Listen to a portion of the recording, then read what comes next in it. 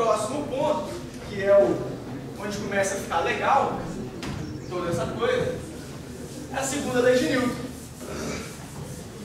Uma vez que a gente entende os referenciais inerciais, a gente vai precisar disso em vários momentos, agora a gente vai para a segunda lei.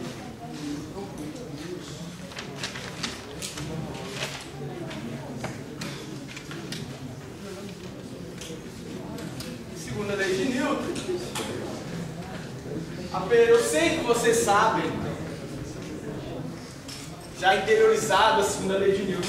Vocês tiveram que estudar isso para o vestibular, mas eu vou tentar construir a ideia da terceira lei de Newton baseado em 3 experimentos. São experimentos que você consegue realizar, tá? Mas eu vou descrever esses experimentos. A ideia é o seguinte, pelo menos o primeiro aqui, é um fato. Você tem um objeto, tem o Sol. Aí, eu já vou começar a relembrar um pouquinho do que a gente viu na aula passada. Ó, tem um objeto, tem uma massa M, então ele tem uma força-peso. Ele está em contato com a superfície. Ele tem uma força normal. Tá? E ele está com a velocidade V1 aqui.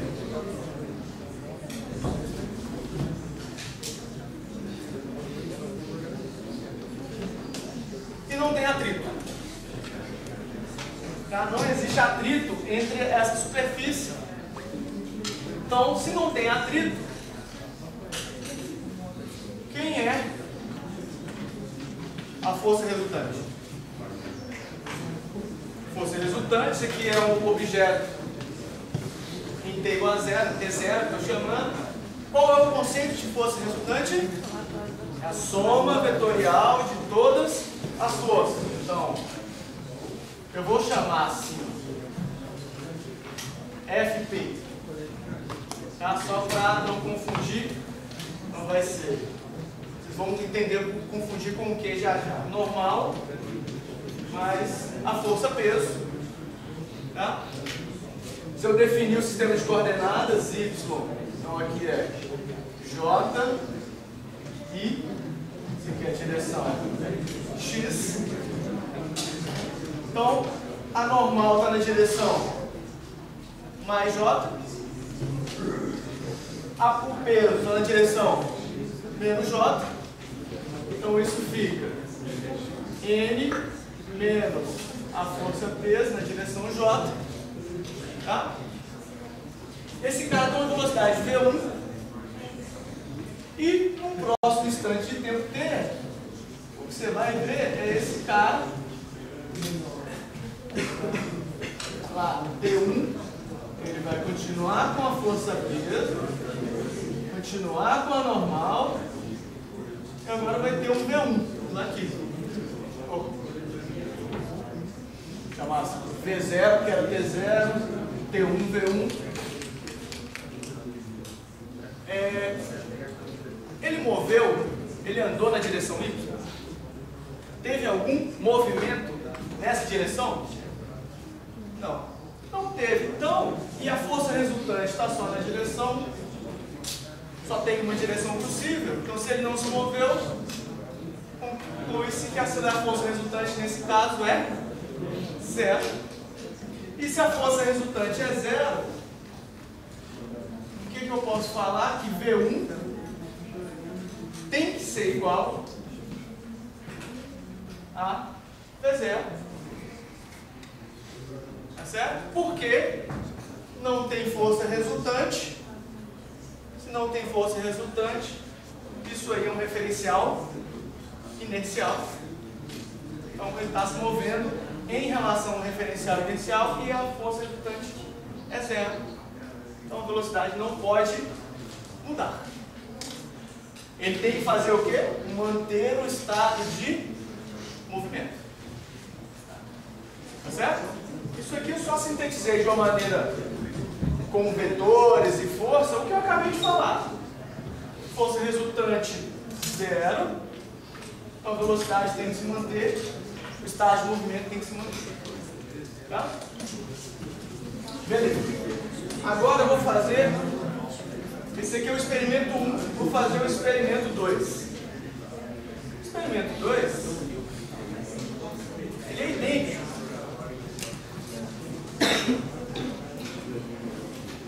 Só vai mudar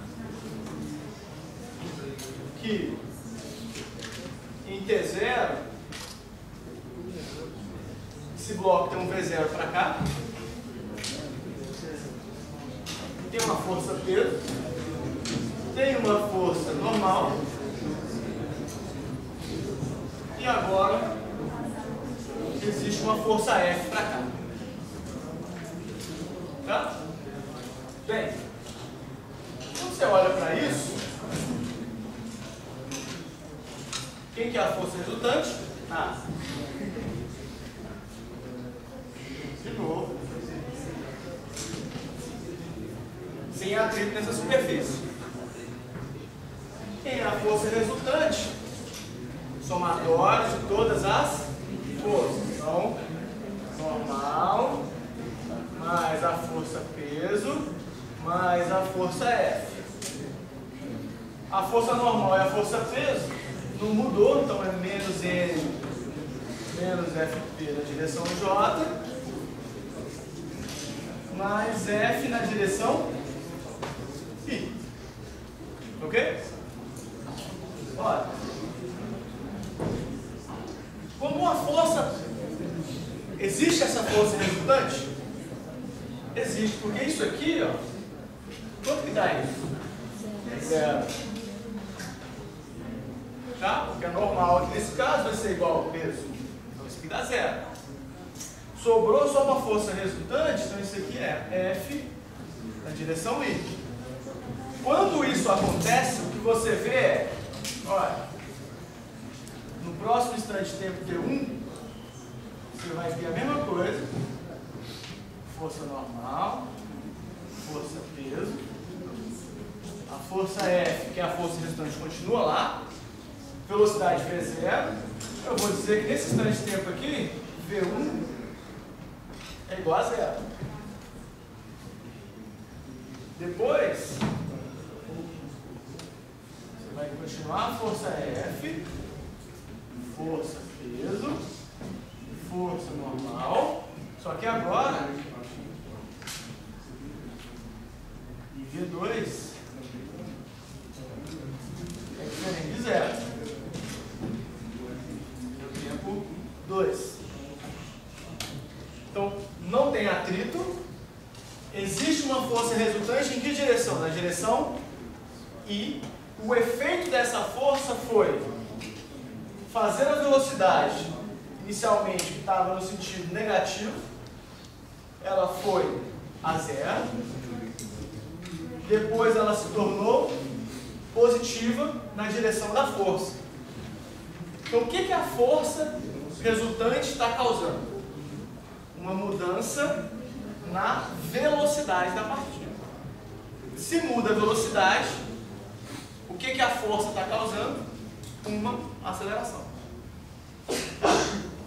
Eu estou fazendo essa linha de raciocínio porque a causa da aceleração é a presença de uma força resultante.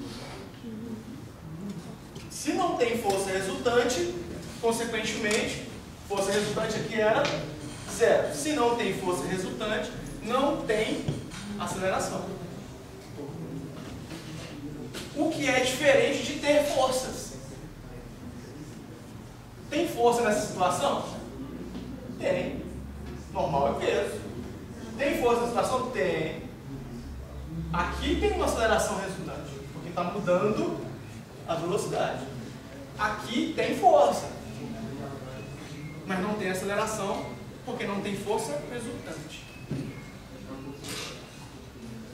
Ok? Beleza.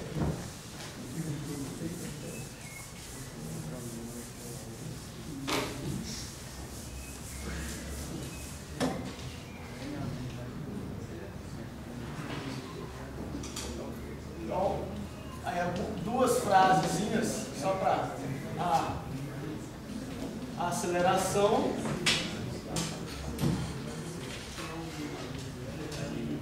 será constante se a força resultante for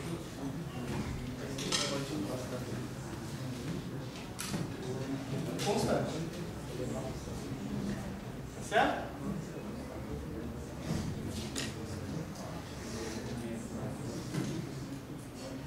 Mas a força resultante pode ser constante no C0. Nesse caso, ela é constante e não é zero. Aí a aceleração continua sendo constante? Porque ela não... Bem, isso é um resultado Porque vai mudar a velocidade do experimento. das É. acelerações. E aí você vai mudar a velocidade de forma constante. Tá? Isso aqui eu não estou demonstrando. A minha ideia aqui, eu não tenho um experimento para eu conseguir fazer isso. Então eu só estou levando a essa linha de raciocínio. Se a força resultante é constante, a velocidade vai mudar de forma constante. Tá? E na verdade, se você for olhar, para mim ser um pouco mais correto, esse vetor aqui tem que ter o mesmo tamanho desse. Eu estou olhando o tempo T0, T1, T2, então eu estou olhando intervalos de tempos iguais. Então a mudança da velocidade, se a força resultante é constante, tem que ser igual. Tá, né? Você viu, a linha era desse tamanho. Quando passou esse intervalo de tempo, foi a zero. Quando passou o mesmo intervalo de tempo, do lado de cá, ela inverteu e tem que ter o mesmo tamanho. E a outra frase, a força resultante sobre um corpo faz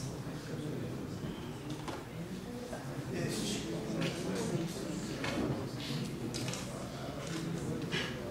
acelerar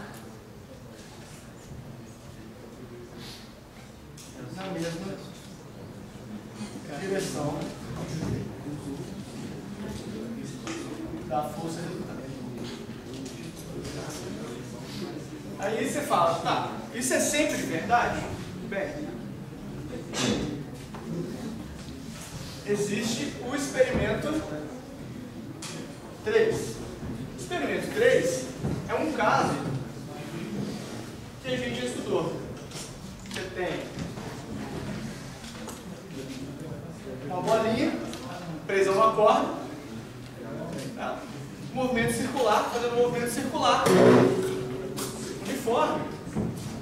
E aí no movimento circular uniforme, o que a gente viu? Bem, primeira coisa, esse aqui é o vetor V. Tá? Bem, aqui vai ter um vetor A. No próximo instante de tempo, a bolinha vai estar aqui.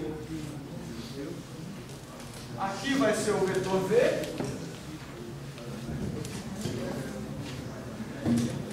Aqui é o vetor A.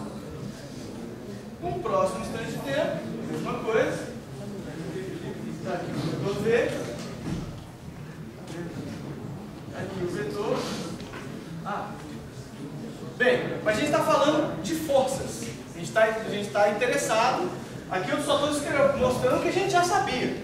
Movimento circular uniforme, existe uma aceleração que aponta para o centro, que ela faz o que? Ela não muda o módulo da velocidade. Ela só muda a direção e o sentido. Ok?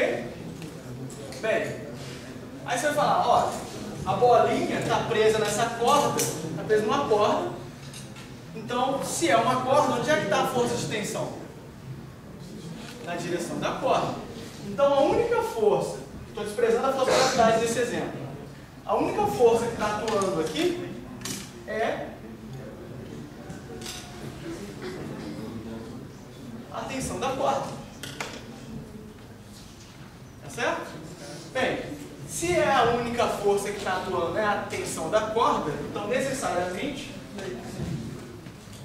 essa é a força resultante. É a única força. Como se eu estivesse no espaço, estava desprezando a gravidade, então é como se eu estivesse no espaço, girando uma bolinha. Para ela se manter girando, tem que ter sempre uma aceleração apontando para o centro. Tá certo? Então, quem é que causa a aceleração? O que a gente viu aqui é uma força resultante. Então, a força resultante aqui nesse caso é a tensão que está sempre para cá. Então, aqui de novo, tensão, força resultante, tensão, e é a força resultante. Tá? Então, aí você fala assim, olha, o modo da aceleração nesse caso é uma constante. E a direção sempre aponta para o centro. Logo, o módulo da velocidade também é uma constante, somente o modo, a direção e o sentido está mudando o tempo todo. Tá?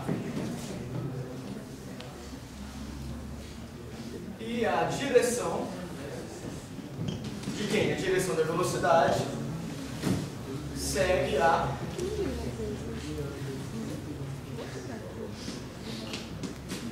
trajetória, porque a direção da velocidade ela tem que sempre seguir a trajetória da partícula.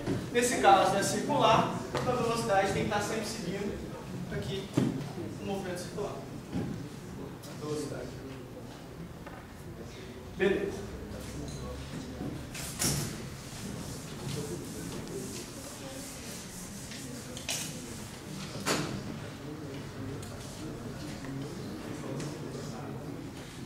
Esse é o exemplo 4.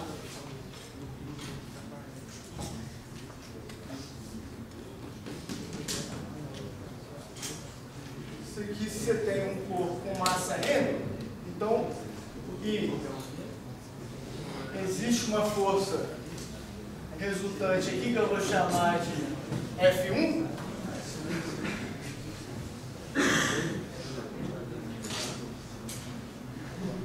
Então, resumindo tudo isso aqui, que a gente pode falar direto, olha, tem um cara que tem massa M com uma força resultante sobre ele. O efeito dessa força resultante é gerar uma aceleração, tá? Agora, se eu pegar um cara do mesmo tamanho, com a mesma massa M, e gerar agora uma força resultante que é 2 vezes F1. Eu dobrei a força resultante. O efeito disso será dobrar, se eu chamar isso aqui de aceleração A1 devido à força F1, o que você observa é que você vai ter uma aceleração agora nesse caso que é 2 vezes A1. Ou seja, você dobra a força resultante, você dobra a aceleração, mantendo a massa constante. Ok?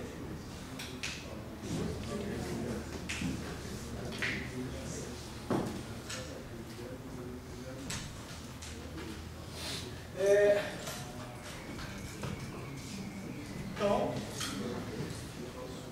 dado o objeto,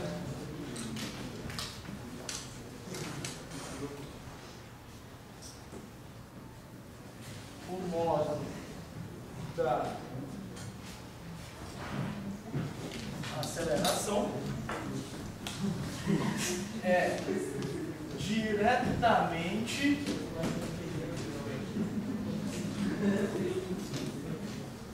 proporcional à força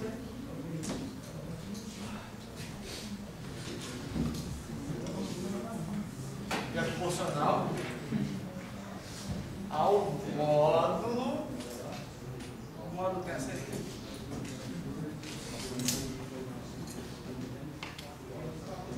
Da força resultante. Então, isso, você fala o seguinte, olha.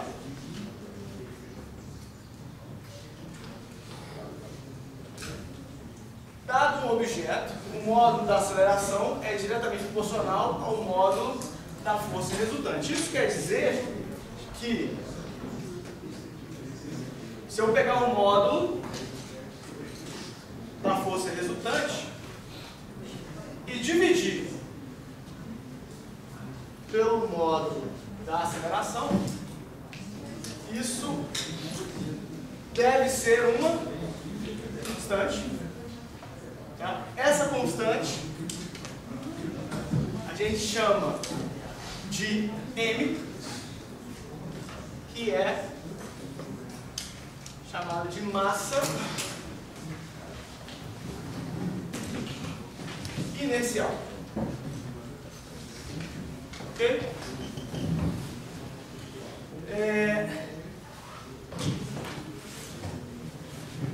E aí você pode fazer mudanças dessa equação, que é o seguinte. Bem, você pode falar, olha, o módulo da força resultante é igual a M vezes o módulo de A. O módulo da força resultante é igual a o que eu estou chamando de massa inercial, tá? Vezes o módulo da aceleração.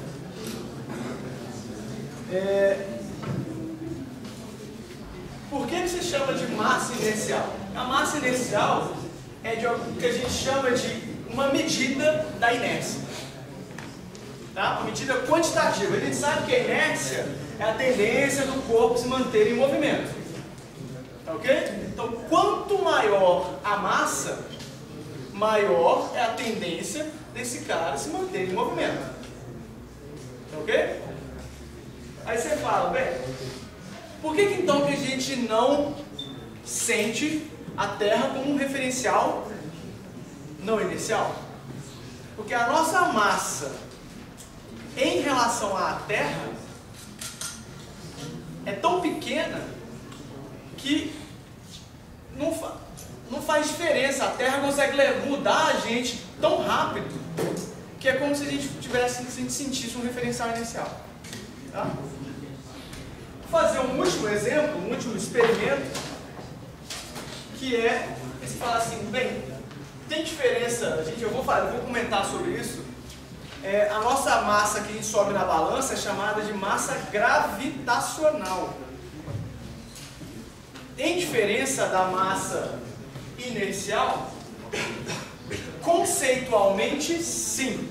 São duas coisas completamente diferentes. Massa inercial, massa gravitacional.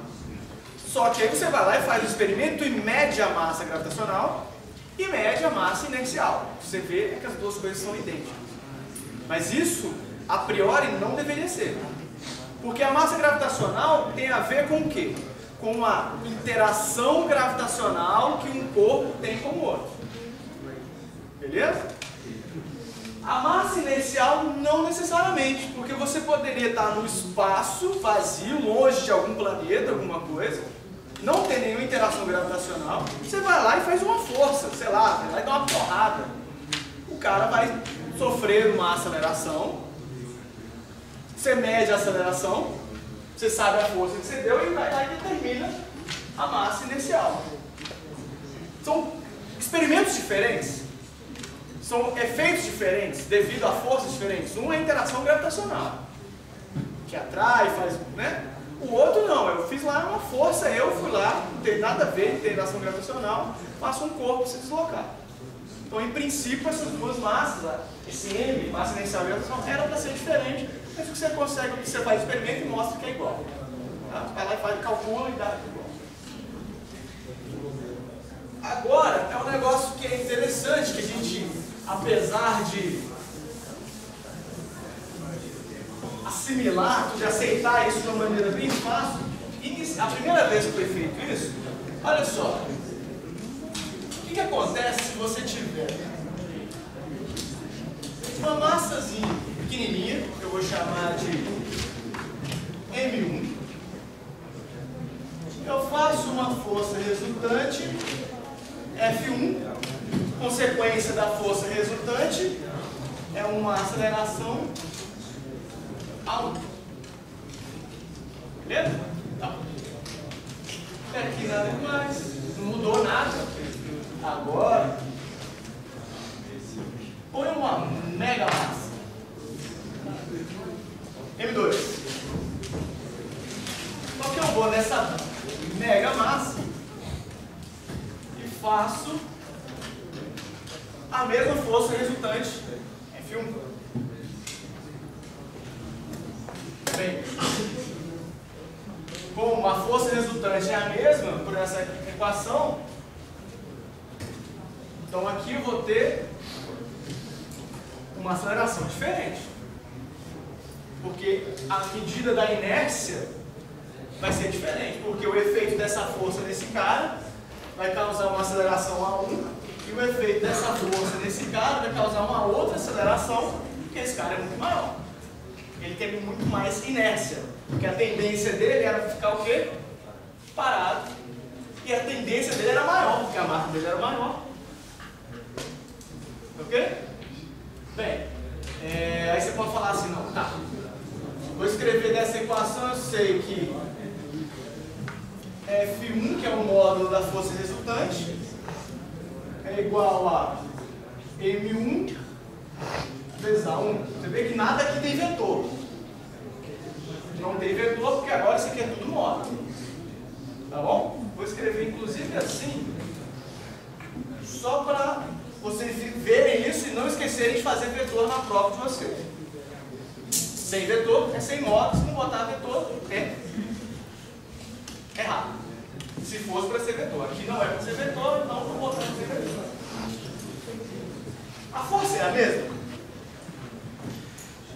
Nos dois escados? Então, bem, isso não pode mudar. Força resultante é a mesma. Então, o produto M1A1 nesse caso, F1 aqui vai ter que ser a mesma coisa. Ó. A força resultante é a mesma, então M2A2 tem que ser igual. Tá certo? É isso aí. Tá. Então isso aqui é uma igualdade, então consequentemente M2 sobre M1 é igual a A1 sobre A2. O M2 fica em cima, esse vem aqui. Ok? A razão entre as massas é igual à razão entre os módulos, escrever assim bem, módulos da aceleração. A gente pode dividir em dois módulos, de dois vetores? Pode. A gente pode dividir dois vetores? Não, nunca. Ok? Módulo pode, vetor não. Tá? Aí você fala, tá, mas para que eu estou fazendo isso? Porque é o seguinte, imagine que eu sei a massa M1, mas não sei a massa M2. Eu consigo fazer um experimento e determinar M2 se eu souber a razão entre as acelerações, entre os módulos dela, e a massa M1. Tá?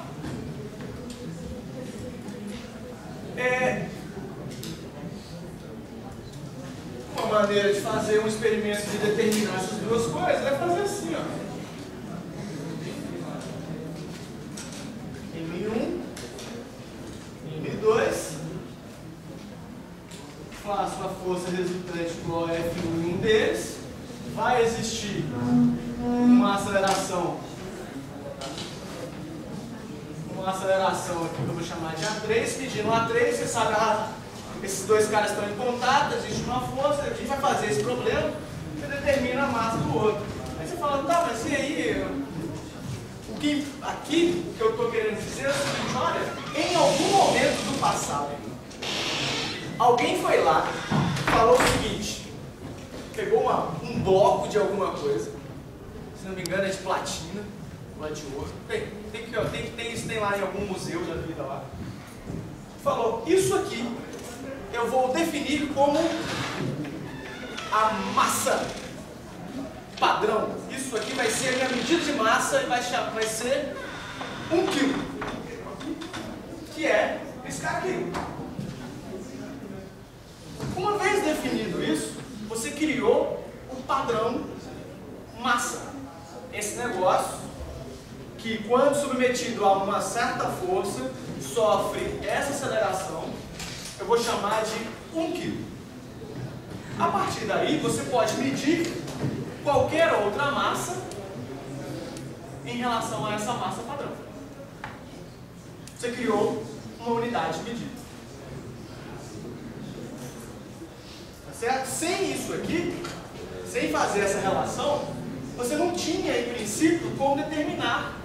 Ó, esse negócio tem 1 kg, esse negócio tem 2 kg, esse negócio tem 3 kg, porque você não tinha a unidade de medida padrão. Você criou a unidade de medida padrão, e com esse experimento você faz em qualquer lugar do mundo. Você vai lá e aplica uma força, por exemplo.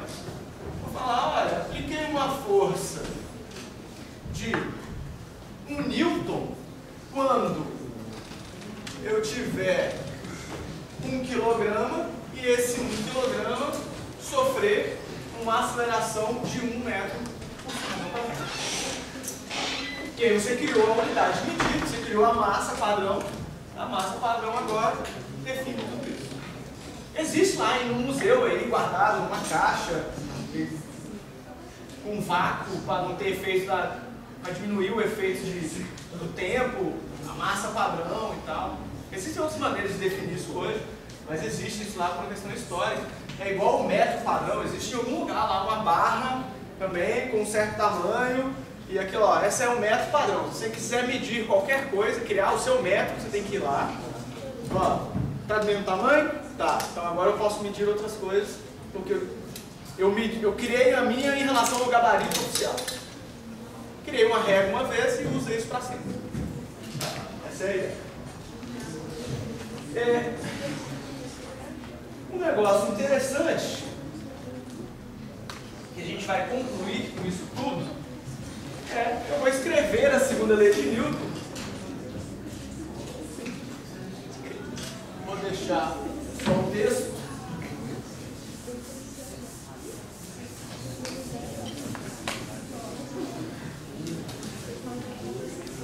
Então, quando uma força resultante externa atua sobre o corpo, ele se acelera. Beleza? Foi isso que a gente viu. A aceleração possui a mesma direção e o mesmo sentido da força resultante. Então, a aceleração, a força resultante está na mesma direção. O vetor força resultante é igual ao produto da massa do corpo pela aceleração do corpo. Então, isso aqui é o resultado.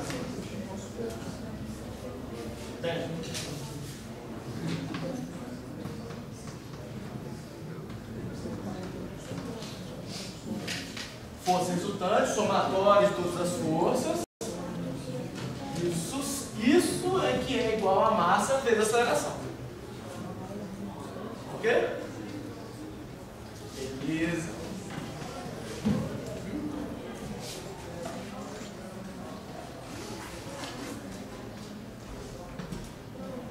O que o Newton disse?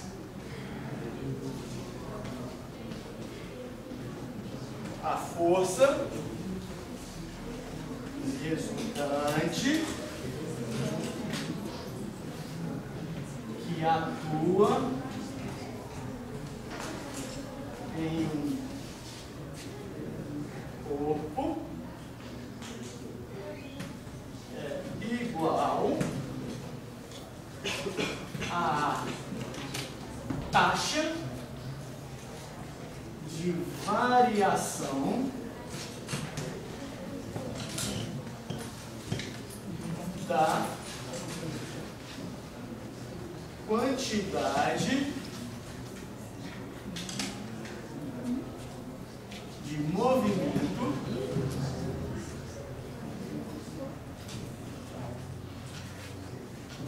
do corpo. Essa é a afirmação do Newton, que é diferente disso aqui. Por que é diferente disso aqui? Porque quando você lê o texto original do Newton,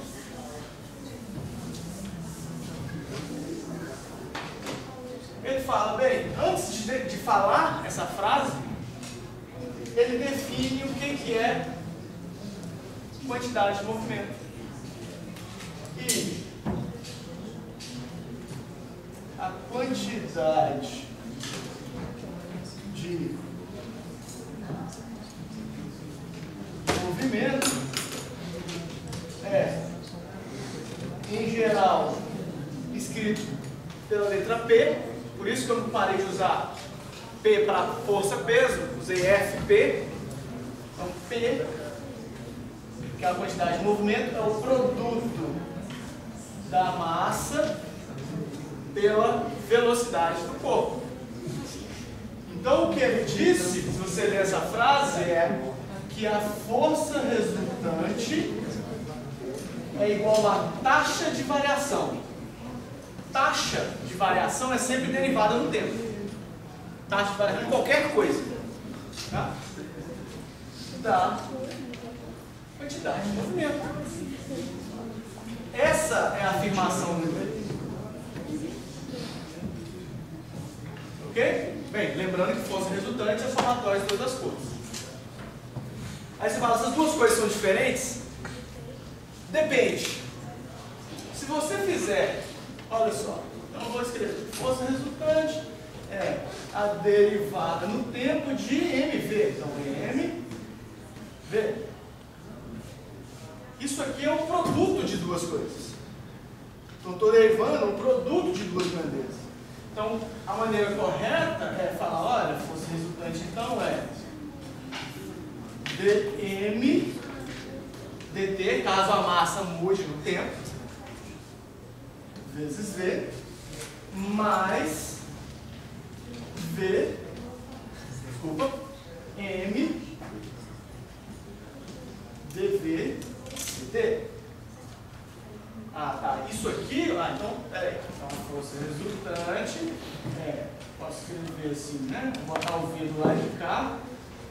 dm dt caso a massa mude no tempo, mais ma. Então, se m é uma constante, logo a força resultante é ma. Mas se a massa não for uma constante, isso é uma força resultante. Existe uma... Isso aqui, ó, por que eu falei tudo, criei o MA e tal? Porque isso é o que vocês já conheciam, vocês imaginavam que vocês já tinham, que eu ia chegar nisso. Talvez a única diferença é que eu enfatizei bastante isso, é que a força resultante é que é o MA, não somente a força.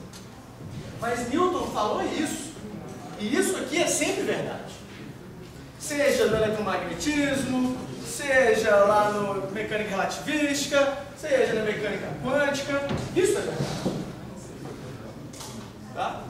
E aí, um exemplo bem clássico que vocês já devem ter visto isso acontecer, que é a mudança da massa, gera uma força, é o foguete. O foguete sobe porque ele está jogando massa para baixo. Então ele está tendo uma variação de massa dele. A variação de massa acaba gerando uma força resultante. E aí a força resultante acaba envolvendo uma aceleração que o foguete sobe. Ok? Ou você fácil também. Você está com uma... Já fiz isso, andava de patins, fiquei num lugar plano, peguei um treco pesado e você joga. Você joga negócio, então eu estava com aquela massa toda, na hora que eu joguei a massa, minha massa teve uma variação de massa desse sistema, e aí eu fui para trás. Então gerou uma força em mim. Consequentemente, já pode for para frente também. Mas gerou uma aceleração em mim devido à variação de massa. A gente vai se preocupar, por enquanto, com problemas com variação de massa? Não. mas vocês já sabem que isso existe. Tá? E o que é verdade é dP/dt, onde P é mv. A gente vai ter um capítulo só para falar de quantidade de movimento, conservação da quantidade de movimento, mas eu acho interessante falar isso aqui, porque vocês já viram isso uma vez. Na próxima vez que eu falar de quantidade de movimento, tá, produto, massa vezes velocidade. Você já vai acostumando com os termos dessas coisas. Beleza.